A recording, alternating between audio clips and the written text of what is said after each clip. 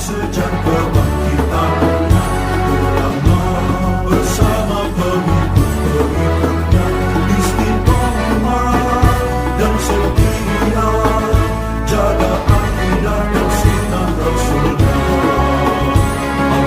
Alhamdulillah segala puji baginya ulama bersama pengikut-pengikutnya istiqomah dan setia menjaga agama nusa dan bangsa. Mari kuatkan niat kita, kita bulatkan tekad kita, terus lanjutkan amal kita, mengembangkan hikmah kita. Bismillahirrahmanirrahim. Alhamdulil muallimit tullabi wa musahhilil khairi liman yata'allam. Thumma assalatu wassalamu ala nabi wa alihi wa sahbihi jayallahu. Ya Rabbana kaffir anna dhunubana wa walidina wa liman huwa muslimun. ندعوك اللهم علما نافعا من يومنا إلى الحساب يقوم. آمين آمين آمين ويا فتاح. آمين آمين آمين ويا عليم. Bismillah, walhamdulillah, wassalatu wassalamu ala sayyidina Muhammadir Rasulillah wa ala alihi wa ashabihi wa man tabi'ahu wa jama'atah wa la hawla wa la quwwata illa billah. Ba'du. Segenap jamaah Masjid Al-Ashirah Syafi'iyah yang dimuliakan oleh Allah, alhamdulillah kita berkumpul kembali untuk melanjutkan pengajian kitab Fathul Mu'in. Mudah-mudahan apa yang akan kita baca menjadi ilmu yang bermanfaat di dunia wal akhirah. Amin ya rabbal alamin. Di antara kesunatan salat yang sudah kita bahas itu ada sunnah-sunnah yang disebut dengan sunnah hayat. Sunnah hayat adalah kesunatan yang jika kita tidak melakukannya maka tidak perlu ditambal atau tidak perlu diganti dengan sujud sahwi. Ini sunnah hayat.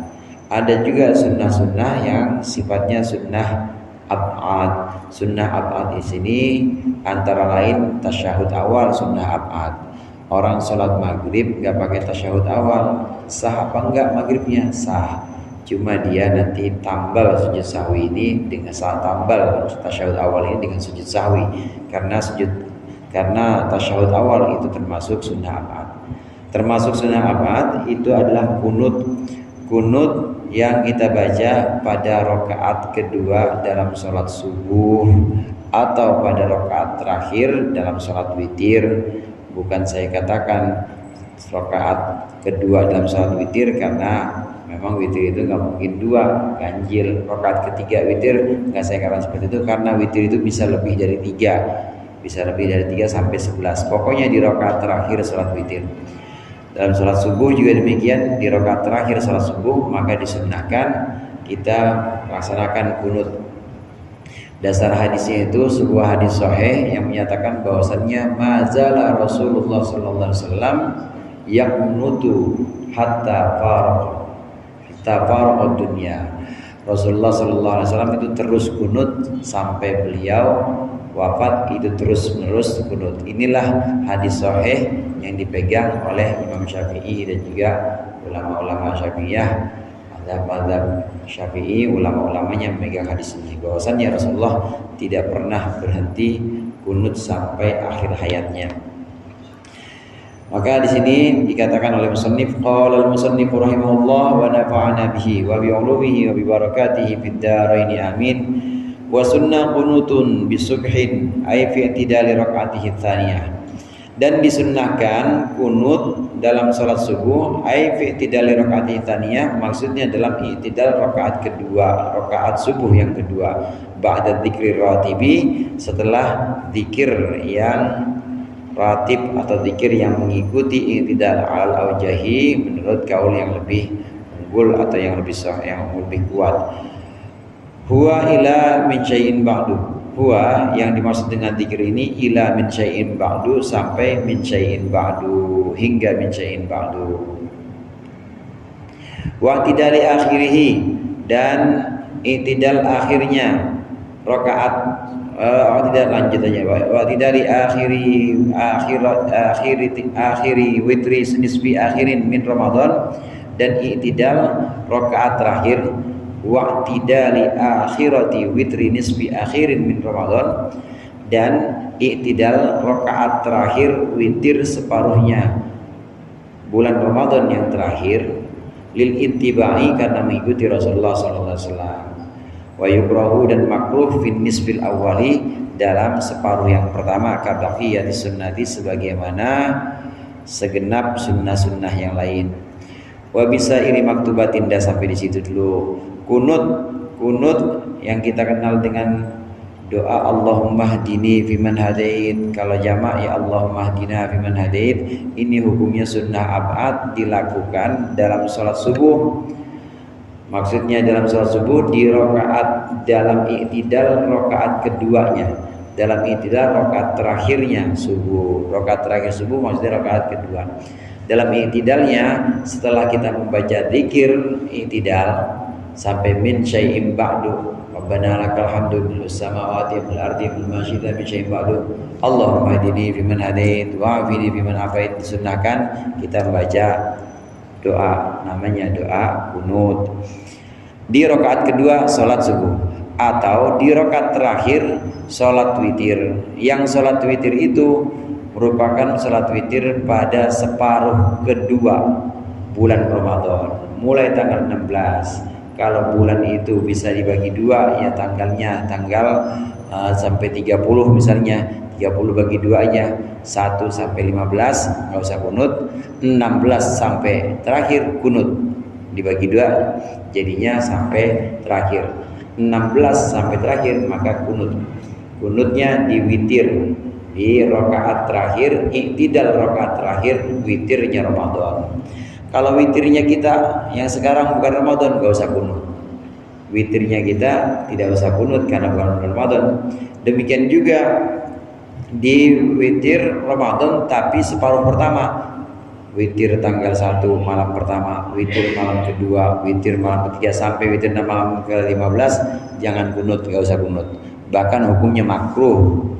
Begitu juga witir kita, sholat sunnah witir kita yang sekarang ini hukumnya juga kalau kita pakai sholat, kalau kita pakai doa kunut maka hukumnya juga makruh.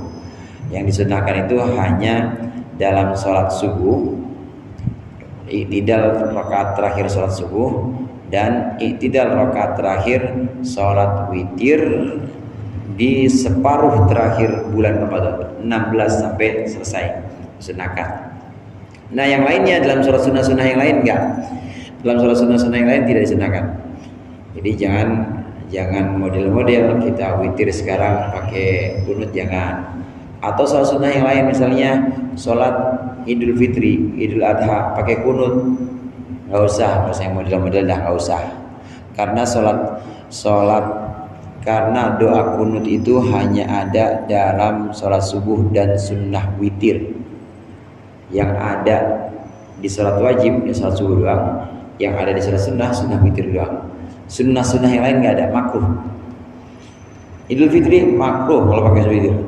Ini kan ini Ustaz, Palestina lagi digempur, meskipun digempur makruh ya, meskipun terus gimana kita doain aja, nggak usah pakai kunut, nggak usah pakai lagu-lagu kan sholat Idul Fitri pakai kunut misalnya, atau sholat witir sekarang ini pakai kunut, nggak usah, doa aja, doa habis sholat Allahumma izzal Islam wal muslimin Allahumma ahlikil kafar wal musyrikin, udah doa gitu aja, nggak usah doa ketika i'tidal dalam sholat karena hukumnya makruh selain subuh dan selain witir di akhir Ramadan atau separuh Ramadan yang terakhir tuh. Yang lain-lainnya makruh. Jadi jangan terus semuanya kita pakai kunut demi membela Palestina. Begini-gini nih kadang-kadang nggak tahu dia pakai witir aja, pakai kunut aja, pakai kunut karena kagak ngaji, makanya ngaji. Pokoknya kunut itu cuma ada di sholat subuh, saudara. atau sholat witir di separuh Ramadan yang terakhir, separuh Ramadan yang kedua tanggal 16 sampai terakhir. Yang lainnya tidak disunnahkan tidak disunnahkan kunut, makruh bahkan hukumnya. Jamaah rahimakumullah, di sini disebutkan disunahkan kunut di sholat subuh. Memang kalau dari sejarahnya yang disebutkan dalam hadis, sholat subuh itu sholat terakhir. Sholat subuh itu adalah sholat yang ringan, tapi kemuliaannya dibanding sholat-sholat lain itu tetap paling tinggi subuh. Sholat itu hadirin yang paling mulia itu sholat subuh. Habis sholat subuh, sholat isya. Habis sholat isya, sholat zuhur, sholat asar, maghrib yang terakhir tuh urutannya begitu. Yang paling utama sholat subuh. Habis sholat subuh, sholat isya. Meskipun rakaatnya paling dikit, tapi sholat subuh paling mulia.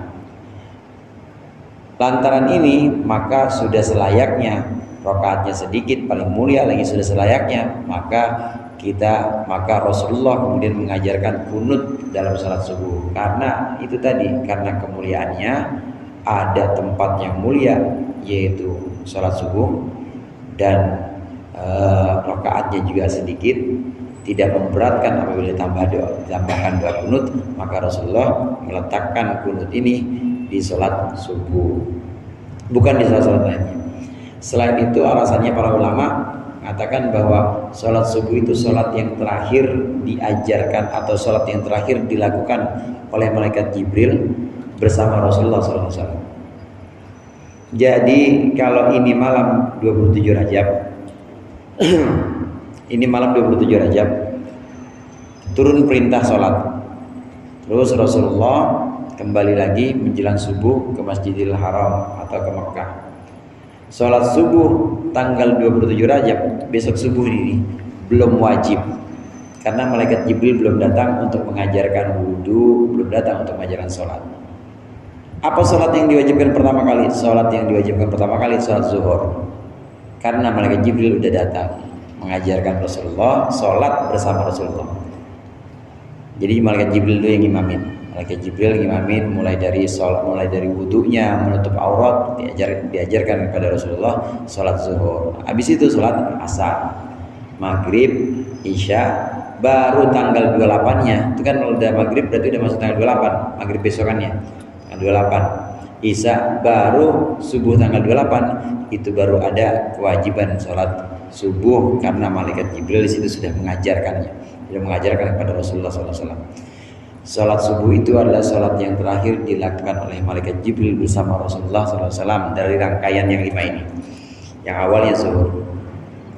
Nah, ulama mengatakan yang namanya terakhir atau pamungkas, yang namanya akhir dari semua rangkaian, maka sudah selayaknya di situ diletakkan doa. Kalau kita terakhir penutup majlis, doa. Kalau kita terakhir penutup satu pertemuan, doa. Kalau kita terakhir penutup satu perkumpulan misalnya, doa. Maka karena subuh ini adalah salat terakhir yang dilakukan oleh malaikat Jibril bersama Rasulullah dalam rangkaian 5 salat itu, maka Rasulullah meletakkan kunut di salat subuh. Ini alasan ulama yang menjelaskan tentang kunut di salat subuh. Memang hadirin, dalam agama itu ada yang sifatnya ta'abbudi, ada yang sifatnya ta'abbuli. Yang ta'abbudi itu terima begitu aja udah, ya ta'abbudi dasarnya pokoknya ibadah menurut aja. Sholat subuh berapa? 2, udah 2 aja, udah nggak usah diakal-akalin atau nggak usah dirasionalisasikan. Kenapa 2 ya? Oh mungkin alasannya karena segala macam, nggak usah, karena emang dari sonanya begitu, namanya ta'abbudi. Tapi bagian-bagian dari agama, dari ajaran Islam ada yang sifatnya ta'aqquli. Ta'aqquli itu bisa dinalar dengan akal. Ta'aqquli artinya bisa dinalar dengan akal, dari kata akal. Ulama yang mengatakan perintah kunut dalam salat subuh ini dilakukan oleh Rasulullah, ini termasuk ta'aqquli, bisa dirasionalisasikan, ini bisa dipahami secara akal, menjelaskan yang tadi kita bahas, bahwasannya sholat subuh sholat yang sedikit, mulia lagi, maka layak kalau ditambahkan kunut. Kalau yang ditambahkan kunut yang 4 khawatir memberatkan. Ini yang 2 aja. Udah gitu paling mulia lagi. Sholat subuh adalah sholat terakhir, maka biasanya di akhir sesuatu bagusnya ada doanya, gitu maksudnya. Ini ta'akuli, ini sisi ta'akuli dari pelaksanaan kunut yang ada dalam sholat subuh. Kemudian apakah hanya 2 itu saja? Apakah hanya sholat subuh dan sholat witir di separuh kedua bulan Ramadan saja disunahkan kunut? Ada lagi satu lagi, wa bisa iri maktubatin, dan dalam segenap sholat maktubah minal khamsi, dari yang 5, fi i'tidal rakaatil akhirati, dalam i'tidal rakaat yang terakhir. Walau masbuqon, meskipun dia seorang masbuk, qanata ma'a imamihi, yang sudah kunut bersama imamnya. Kenapa sholat maktubah kok ada kunutnya? Linazilatin, karena bala petaka atau bencana, nazalat yang turun bil muslimina terhadap orang-orang muslim. Walau wahidan, meskipun hanya satu orang, ta'adda naf'u yang berlangsung terus, apa naf'u manfaatannya si wahid, satu orang tersebut. Ka asril alimi, seperti ditawannya orang alim, awis syuja'i atau orang yang berani. Wadzalikal ittiba, dan ini adalah karena mengikuti Rasulullah ittiba. Wa sawa'un fiha al khaufu, dan sama juga itu dalam bencana ada rasa takut, walau min aduwin muslimin, meskipun dari musuh yang muslim. Wal qahti, dan juga dari kemarau, wal wabai, dan dari paceklik, wabah itu paceklik, wabah. Wa kharaja bil wa kharaja bil maktubati, dan keluar dari kata-kata dengan kata-kata maktubah apa an-naflu, salat sunnah, walau idan, ini yang tadi kita bahas nih, meskipun itu salat id. Wal manduratu, dan salat yang dinadarkan, fala yusannu fihima, maka tidak disunnahkan apa kunut di dalam salat sunnah dan salat manduro. Ada salat wajib yang 5 waktu kita kenal, itu namanya salat maktubah. Apakah selain yang 5 waktu itu ada lagi sholat wajib? Ada. Kalau sholatnya adalah sholat yang dinadarkan. Orang nadar, kalau hajat saya dikabulkan, maka saya akan sholat sunnah 20 rakaat. Pokoknya sunnah mutlak deh, malam dia pengen sholat sunnah. Maka itu sholat sunnah 20 rakaat yang tadi jadi nadar dia wajib itu. Ini namanya sholat yang asalnya tidak wajib jadi wajib gara-gara dia nadar. Meskipun statusnya wajib, ini 20 rakaat nggak boleh pakai kunut. Karena sholat yang boleh pakai kunut hanya sholat maktubah, yaitu sholat wajib yang 5 waktu.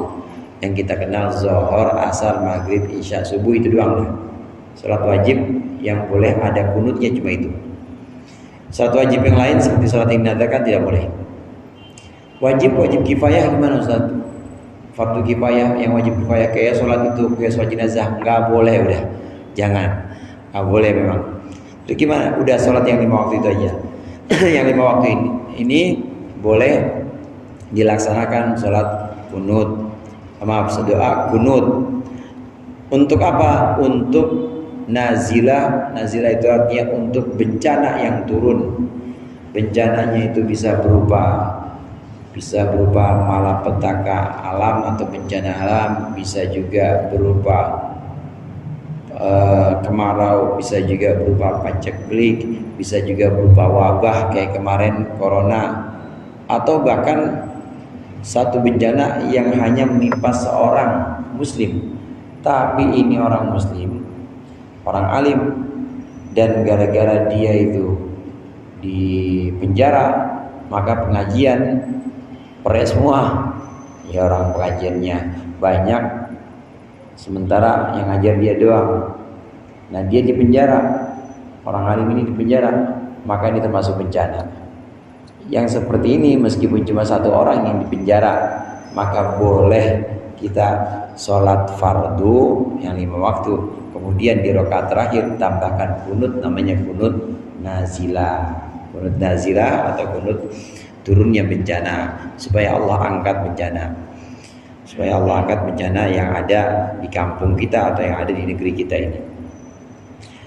Itu kalau satu, atau bahkan bukan bencana alam, bukan kemarau, dan juga bukan dikurungnya seorang yang dibutuhkan manfaatnya untuk orang banyak, tapi memang terjadi rasa takut atau terjadi satu penindasan dari kelompok, penindasan dari orang-orang yang memang sewenang-wenang, maka kita bisa boleh sholat fardu yang 5, kemudian ada kunutnya di yang terakhir, namanya kunut nazilah, boleh. Satu kampung atau satu negeri ini memang lagi ditindas oleh kelompok yang sangat ditakuti, atau enggak ditakuti, meskipun enggak ditakuti, tapi nyata-nyata memang kerusakannya itu ada. Terus bagaimana? Sholat fardu boleh, di iktidal terakhir pakai kunut. Jadi sampai min syai'in ba'du, Allahumma hdini Allahumma hdina fiman hadain, wa afina fiman afait, dan seterusnya. Nanti ada tambahan Allahumma dfa'anna al-bala wal waba wal fasha wa syada'id wal fitan wal mihan ma dhahara minha wa ma batan. Ada tambahan itu, ya Allah angkatlah atau tolaklah, hindarkanlah wabah, bencana, fitnah. Itu tambahan untuk kunut nazilah. Ini diperbolehkan meskipun ini musuh yang menindas kita atau menindas negeri, menindas kampung, meskipun itu sama-sama muslim, nggak apa-apa didoain meskipun sama-sama muslim. Jadi itulah cara yang diajarkan oleh Ahlus Sunnah wal Jamaah, Aswaja atau Ahlus Sunnah wal Jamaah. Ini dalam tatanan kemasyarakatan yang nanti hubungannya dengan politik, ini pasti mengajarkan sholat jamaah, mengajarkan perkumpulan-perkumpulan yang sifatnya itu untuk merekatkan dalam bentuk ibadah, lalu doa-doa bersama, bahkan dalam doa kunut ini. Ahlussunnah wal Jamaah selalu mengajarkan seperti yang diajarkan dalam kitab Fathul Muin. Penyelesaiannya bagaimana? Penyelesaiannya kunutnya namanya kunut nazilah. Jadi bukan turun demo, ada yang ini, ya ada yang dipenjara atau apa, ada tokoh yang dipenjara atau tokoh yang ditahan merasa dia aniaya terus turun demo. Bukan itu yang diajarin, nggak diajarin tuh sama Ahlussunnah wal Jamaah yang begitu. Demo ke Monas berapa? Ya paling cuma 100 orang doang, 200 orang doang. Lagu apa demo begitu? Yang diajarin bukan itu. Jamaah ada 100 orang, kunut nazilah. Udah gitu aja, udah turun demo terus doa. Doanya udah kiblatnya salah, kiblatnya madhab Monas, aduh ampun, hell ngaji memang begitu. Udah kunut nazilah udah cukup banget itu. Kunut nazilah udah cukup. Meskipun yang kita khawatirkan itu hanya satu orang memang tokoh alim, kita khawatir itu lagi di penjara, boleh kunut nazilah aja lah, sama kelompoknya sendiri, misalnya sekelompok atau satu organisasi, kunut nazilah aja, sholat jamaah. Yang diajarkan Ahlussunnah wal Jamaah itu begitu. Yang diajarkan Aswaja itu sholat jamaah, kunut nazilah untuk menyelesaikan masalah, bukan demo.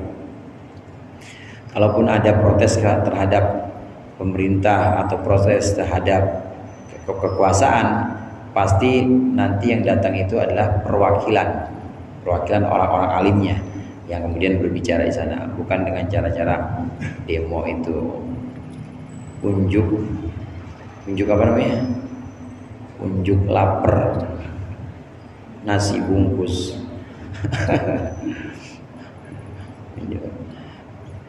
Nah, di sini pembahasan yang tadi sempat kita singgung. Yang diperbolehkan kunut hanya sholat fardu maktubah yang 5 waktu itu, dan juga sholat witir yang sunnah hanya sholat witir di separuh terakhir bulan Ramadan, cuma itu doang yang disunahkan.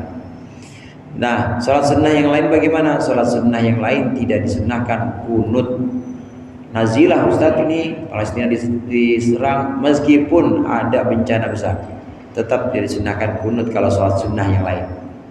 Fardu aja, sholat fardu atau witir, itu aja yang dibolehkan untuk kunut nazilah. Meskipun sholatnya itu sholat id, namanya sholat id kan lagi banyak-banyaknya orang kumpul ya, dengan harapan semakin banyak yang mendoakan maka semakin gampang ijabah atau gampang dikabul. Terus kunut nazilah di situ tidak boleh, makruh. Jadi yang diperbolehkan hanya sholat maktubah yang 5 waktu, atau kalau sholat sunnah itu sholat sunnah witir di separuh kedua bulan Ramadan. Bagaimana sikap kita ketika witir? Rafi'an yadaihi, disunahkan membaca doa kunut. Bagaimana sikap kita ketika kunut? Disunahkan membaca doa kunut rafi'an yadaihi, mengangkat kedua tangannya, hadwa mankibaihi, ini sejajar dengan dua pundaknya, walau halasana, meskipun di dalam keadaan memuji. Nanti bagian kunut ada yang pujian, bukan doa tapi pujian. Fa innaka taqdi wa la yuqdu alaik, itu bukan doa tapi pujian. Tapi tetap angkat tangan. Kasairi adiyati, sebagaimana segenap doa-doa lil ittiba'i, karena mengikuti Rasulullah. Wa haitsu da'a li tahsili syai'in, dan sekiranya doa seseorang untuk menghasilkan sesuatu, kadaf ibalain, seperti menolak bala, menolak bencana, anhu, dari orang, fi baqiyati umrihi, dari sisa umurnya, ja'ala, maka menjadikan orang tersebut batna kafaihi, akan bagian dalam dua telapak tangannya, ila samai, ke langit. Wali raf'i balain, dan untuk mengangkat bala atau musibah waqa'a yang sudah terjadi, ja'ala dhahrahuma, dia jadikan punggung dari kedua telapak tangannya ilaiha, kepada langit. Wa yukrahu raf'u li khatibin halatan du'a, dan makruh ar-raf'u, mengangkat tangan, li khatibin, untuk seorang khatib, halatan du'ai, ketika doa. Ada beberapa poin penting di sini. Kunut itu ketika kita baca kunut, Allahumma hdina fiman hadait, atau sendiri Allahumma hdini fiman hadait, angkat tangannya, rafi'an yadayhi. Ini yang dipegang, yang pendapat yang dipegang oleh musannif dan juga banyak ulama, angkat tangannya. Walaupun Imam Ghazali dalam Bidayatul Hidayah ini tidak menyebutkan mengangkat tangan, artinya tidak disunnahkan atau tidak dianjurkan angkat tangan. Imam Ghazali dalam Bidayatul Hidayah. Tapi umumnya jumhurul ulama mengatakan bahwa doa kunut angkat tangan. Kayak doa-doa yang lain lah, kayak doa-doa di luar sholat atau kayak doa-doa selain kunut, tetap disunnahkan angkat tangan. Disunnahkan angkat tangan lil ittiba, karena mengikuti Rasulullah SAW. Ulama juga mengatakan bahwa raf'ul yadain min babil kasbi, raf'ul yadaini fi du'a min babil kasbi. Angkat tangannya kita saat berdoa ini termasuk bagian dari upaya kita, usaha kita. Jadi kelihatan kesungguhan kita, kelihatan keseriusan kita di doa. Kita minta sama Allah dengan begini, Allahumma ighfir lana wa liwalidina, benar-benar itu kelihatan kesungguhan kita. Dan itulah bagian dari upaya, bagian dari usaha kita supaya dikabulkan oleh Allah. Beda kan sama orang yang angkat tangan, Allahumma ighfir li wa liwalidayya, misalnya gitu. Malaikat juga ngelihatnya, apa bocah ini? Ogah banget angkat tangan, ngeliatnya nggak enak. Kenapa? Kagak ada usahanya. Maka mengangkat tangan itu bagian dari usaha seorang yang sungguh-sungguh, yang serius dalam berdoa. Selain itu, hadirin, ada dalam satu hadis menyebutkan bahwa Allah itu malu. Allah itu sifat ya hayyun. Allah itu pemalu, dan malu kalau hambanya berdoa mengangkat tangan, mengadahkan tangannya sehingga tidak diberi atau pulang dengan tangan hampa. Itu Allah pemalu. Allah itu hayyun istilahnya. Allah itu pemalu apabila ada seorang hamba berdoa mengangkat tangannya lalu hamba itu pulang dengan tangan hampa. Atas dasar hadis ini, ulama mengatakan ini dengan dasar dalil hadis ini, ulama mengatakan bahwa disunnahkan mengangkat tangan ketika doa. Demikian juga ketika kunut, angkat tangan. Meskipun di bagian pujian, waqina syarra ma qadait, selesai sampai situ doa. Waqini syarra ma qadait, selesai doa. Nah, selebihnya pujian. Fa innaka taqdi wa la yuqda 'alaik, sesungguhnya engkau yang maha memutuskan dan engkau tidak diberikan keputusan. Fa innahu la yadhillu ma walait, dan sesungguhnya tidak akan hina orang yang bekerja sama atau menolongmu. Fa innahu la ya'izzu man adait, tidak akan mampu dan tidak akan kuat orang yang memusuhimu. Itu kan pujian kepada Allah, memuji bahwasannya Allah itu maha kuat, bahwasannya orang yang melawan Allah itu tidak akan menang, bahwasannya Allah itu maha memutuskan. Itu kan pujian semua, bukan doa. Meskipun di bagian itu, di bagian pujian, kita tetap sunnah angkat tangan, walaupun tidak disunahkan amin. Waqina syarra ma qadait, imam kan bacanya setelah itu sir. Innaka taqdi wa la yadhillu man walait, bacanya pelan. Dan kita memang baca juga, nggak usah diaminin juga karena bukan doa, itu pujian. Tapi mengangkat tangan tetap, meskipun di bagian pujian tetap disunahkan mengangkat tangan. Dasarnya lil ittiba, karena mengikuti Rasulullah SAW. Nah, kemudian di sini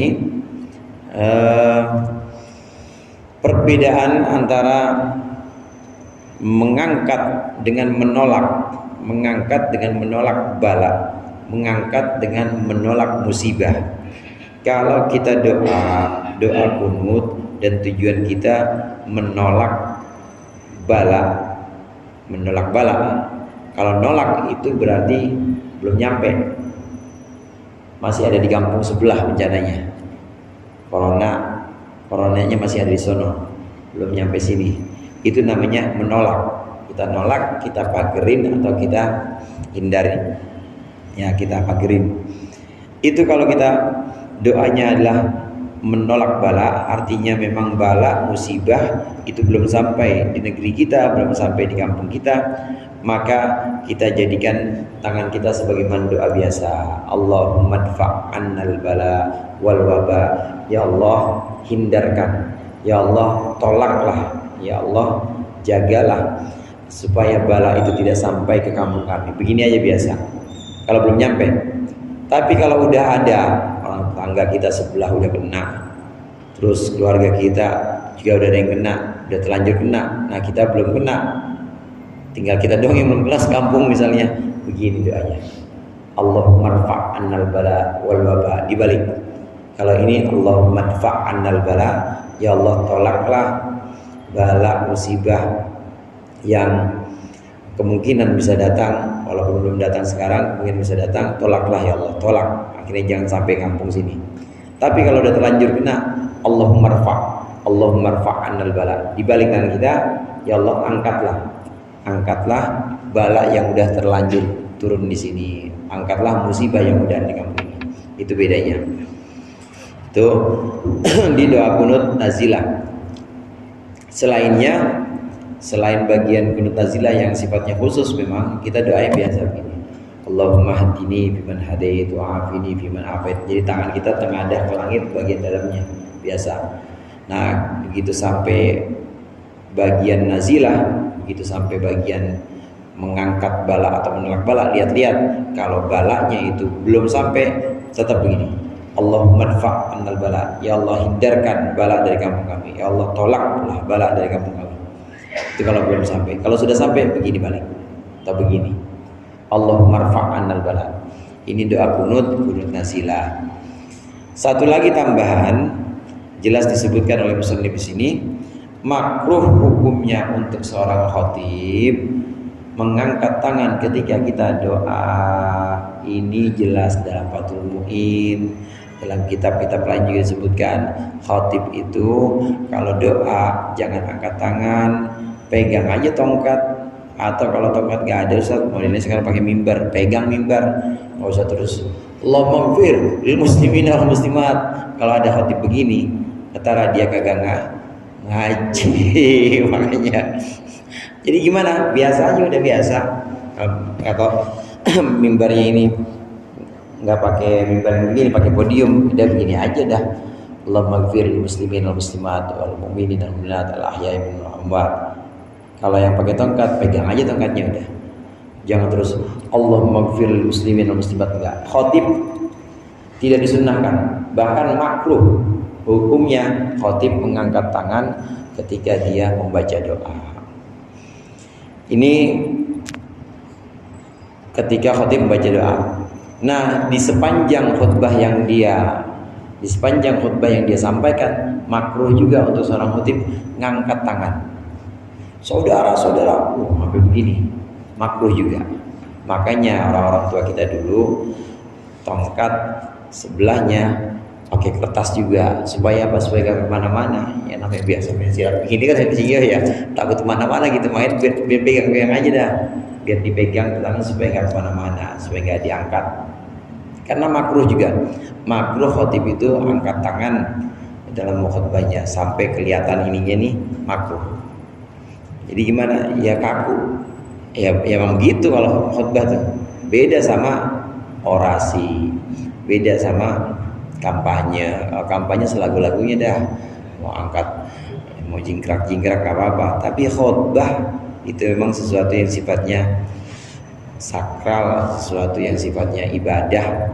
Zikir, khutbah itu semacam zikir, semacam zikiran yang memang sangat sakral, maka harus benar-benar hati-hati. Untuk seorang khotib makruh dia mengangkat tangan ketika doa. Binahwi Allahumma hdini fi man hadait. Wallahu a'lam bishawab. Insyaallah kita lanjutkan di pertemuan yang akan datang. Kurangnya saya mohon maaf. Wallahul muwaffiq ila aqwamit thoriq. Wassalamualaikum warahmatullahi wabarakatuh.